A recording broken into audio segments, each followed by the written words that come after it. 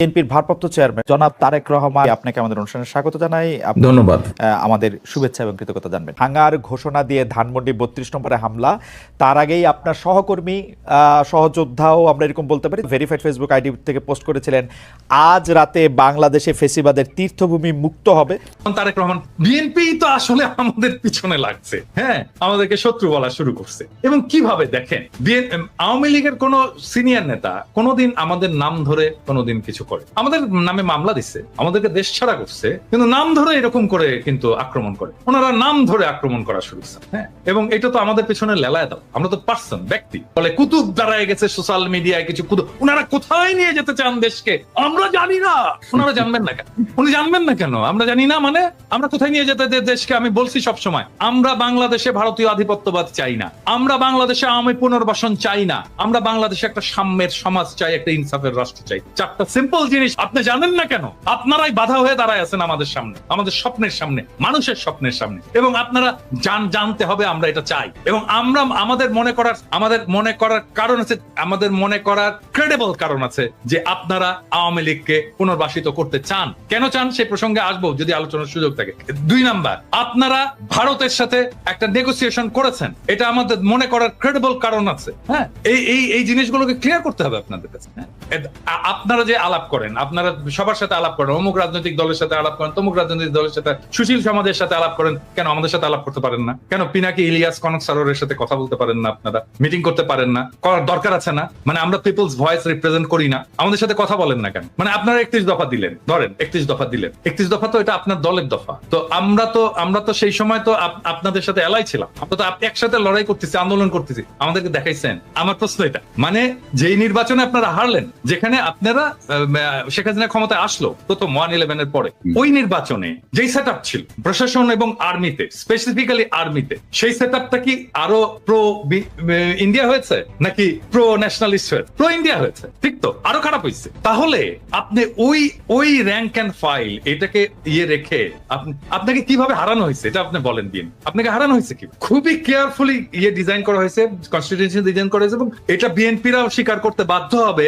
ওই নির্বাচনে কারচুপি হয়েছে, ওই নির্বাচনে এমন ভাবে কারচুপি করা হয়েছে যেন বিএনপি একটা লজ্জাজনক হার হয় বিএনপি, হ্যাঁ। এবং এটা বিএনপিকে স্বীকার করতে হবে, আর স্বীকার যদি না করে তাহলে তো আমাদের বলার কিছু নাই, তাই না? তো ওই সেট আপটা আরো খারাপ হয়েছে, এবং এটা তো আর্মি করছে, ওইটা তো আর্মি করছে, তখন তো একটা আর্মি গভর্নমেন্ট, তো মইনু এবং ফখরুদ্দিনের গভর্নমেন্ট তো আর্মি গভর্নমেন্ট, আর্মি এই ইঞ্জিনিয়ারিংটা করছে, ইলেকশন ইঞ্জিনিয়ারিংটা। ওই আর্মিটা আরো খারাপ হয়েছে, ওর ভেতর থেকে ন্যাশনালিস্ট এলিমেন্ট আরো বাইরে চলে গেছে। এখন তো এটা মোরাললেস প্রো কি বলবো ইন্ডিয়ান। আর তো এই আর্মি একটা ফেয়ার ইলেকশন দেবে, হ্যাঁ, মানে করতে দেবে? এইটা বিশ্বাস করেন সম্ভব না, করতে দেবে না, হ্যাঁ। আমরা যদি ফেয়ার ইলেকশন হয়, আমার মনে হয় যে ধরেন এটা বিএনপির এটা বিএনপির জরিপ, ব্রেইন দেখছে তো, আমরা সবাই দেখছি, ব্রেইনের জরিপে ফেয়ার ইলেকশন হইলে মানে মানুষ বলছে যে আমরা 41% বিএনপি কে দেবে, অ্যাবসলিউট মেজরিটি হয় বিএনপি। কিন্তু আরো কিছু আছে ওইখানে। আচ্ছা আমি বলি, আমি গতকালকে একটা পোস্ট দিয়েছিলাম, গতকাল না পরশুদিন, যে জামাতে ইসলামের ভোট কত। জামাতে ইসলাম 300 আসনে ইলেকশন করছিল এরশাদ পড়ার পরে 91 সালে প্রথম। এখানে ভোট পেয়েছিল তারা 12.3% সম্ভব। এবং ওই সময় যদি আমরা সমস্ত ইসলামপন্থী দলগুলোর ভোটগুলো দেখি, তাহলে আমরা দেখবো 14% মতো তারা ওই ভোটটা, এবং ওই ভোটটা ভালো ভোট হয়েছে, হ্যাঁ। এবং 14% কিন্তু একটা খুবই সিগনিফিকেন্ট নাম্বার। এখন অনেকে বলে 2%, 3% জামাতের ভোট, 4% ন, তারা সব আসনে নির্বাচন করেন, তারা কিছু আসনে নির্বাচন করেছিল, ওইটাকে এক করে আমি ন্যাশনাল গড় করে বলি যে 3%, কিন্তু সবগুলো আসনে যখন করেছে তখন তার প্রায় 12.5% মতো ভোট। বিএনপির যে জরিপ, এটাতে দেখা গেছে যে জামাতের ভোট আসবে 31%। এখন ধরে ছাত্রদের ভোট ওখানে কত আসবে?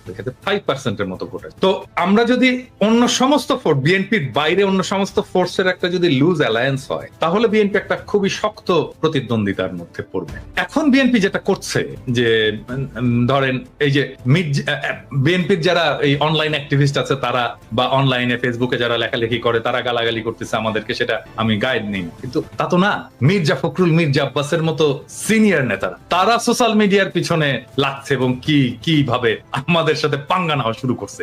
ধরেন এই পাঙ্গাটা যদি নিতে থাকে তারা কন্টিনিউয়াসলি, তাহলে তাদের অবস্থাটা কি? ধরেন সোশ্যাল মিডিয়ায় যারা কাজ করে, হ্যাঁ, যারা কাজ করছে, যারা সোশ্যাল মিডিয়া একটা ইনফ্লুয়েন্স রাখতে পারে, ছোট হোক বড় হোক, অল্প হোক বেশি হোক কম হোক, একটা তো ইনফ্লুয়েন্স আছে তো যারা রাখতে পারে, তারা যদি পুরোটা, মানে ধরা যাক, আমি এখানে ইয়ে ছাড়াই বলতেছি, কনক, আপনি, আমি, ইলিয়াস, আমরা তো কেউ অ্যান্টি বিএনপি না, আমরা তো জিয়াউর রহমান, প্রো জিয়াউর রহমান, মানে জিয়াউর রহমানকে আমাদের পলিটিক্যাল আইকন মানি, তাই না? তো আমরা তো কেউই, আমরা সবাই ন্যাশনালিস্ট, তাই না? আমরা, এবং ট্রু সেন্স মানে মানুষ যাতে সাধারণভাবে বোঝে, আমরা তো সবাই রাইটেস্ট, তাই না? তো আমাদেরকে তো শত্রু ভাবার কোনো কারণ ছিল না বিন, আমরা তো শত্রুও না, আমরা শত্রু হতেও চাই না বিন। আমিও তো ডাক্তার, আমাকে তো দেখাইতে পারতেন যে ভাই 31 দফায় যে চিকিৎসা সংক্রান্ত যে জিনিসটা আছে দাদা একটু দেখেন তো এটা ঠিক আছে কিনা, হ্যাঁ, দেখাতে পারতেন তো। তাইলে তো আমাদের পার্টিসিপেশন থাকতো, আমরা ওন করতাম আপনার 31 দফা। কনক স্যার আপনি ওন করতেন, ইলিয়াস তুমিও ওন করতা, তো আমাদেরকে ওন করার সুযোগ দিলেন না। আমি একই জিনিস বলবো আমি জামাতকেও, একই জিনিস বলবো জামাতকেও, মানে তারা ইন্ডিভিজুয়ালি ফোন করে। এখন আমি শিওর যে জামাতের আমি তো খুবই মাইডিয়াল লোক, সবাইকে ফোন করেন, আমাকেও ফোন করে, কিন্তু এটা তো ফোন করে উনি বলেন কি আপনার শরীর কেমন আছে দাদা, বাড়ির সবাই ভালো আছে। আমি তো শফিক ভাইয়ের কাছ থেকে এগুলো শুনতে চাই না, আমি শুনতে চাই পলিটিক্স, রিয়েল পলিটিক্স শুনতে চাই। হ্যাঁ, ব্যক্তিগত সম্পর্ক আপনার সাথে থাকবে, মানে আমরা যখন রাজনীতি থেকে বিদায় নেবো, অ্যাক্টিভিজম থেকে বিদায় নেবো, তখনও থাকবে আপনাদের সাথে, সেটা অসুবিধা নেই। আমি শুনতে চাই পলিটিক্স, আপনার প্রোগ্রাম, আপনি নির্বাচনে কি মেসেজ নিয়ে যাবেন, আগামীতে আপনি ভারতের সাথে কিরকম সম্পর্ক রাখবেন, হ্যাঁ, আপনি আমেরিকার সাথে কিরকম সম্পর্ক রাখবেন, চীনের সাথে কিরকম সম্পর্ক রাখবেন, রাষ্ট্রটাকে কিভাবে গড়বেন, সংবিধানে কি পরিবর্তন আনবেন, মানুষের জীবনে কিভাবে, এই বাংলাদেশে যেভাবে হাসিনা যেভাবে ইসলামোফোবিয়ার চাষ করছে এটাকে কিভাবে ফাইট করবেন, আন্তর্জাতিক ক্ষেত্রে আপনি ফিলিস্তিনের প্রশ্নে কি স্ট্যান্ড নেবেন, আমি তো জানতে চাই। হ্যাঁ, এই জিনিসগুলো তো জানতে চাই, এই জিনিসগুলো আমাদের সাথে কথা বলার কথা। আমার তো ভাই বাংলাদেশে আমার তো